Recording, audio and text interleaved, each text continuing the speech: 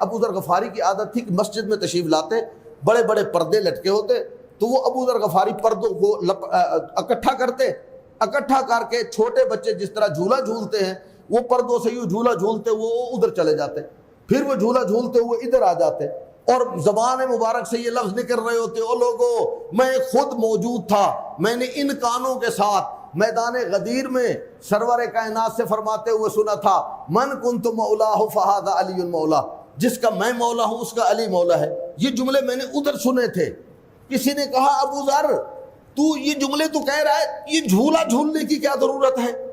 یہ جھولا جھول کے کیوں کہہ رہا ہے؟ بچوں کی طرح ادھر بھی چلا جا رہا ہے، ادھر بھی چلا جا رہا ہے، سارے لوگ دیکھ رہے ہیں۔ کہا میں ان کی جو ہے نا وہ ذہنیت سے آگاہ ہوں، یہ باتوں کو جلدی بھلا دیتے ہیں، لیکن جب یہ بھولیں گے حدیث غدیر کو تو انہیں میرا جھولنا یاد آ جائے گا،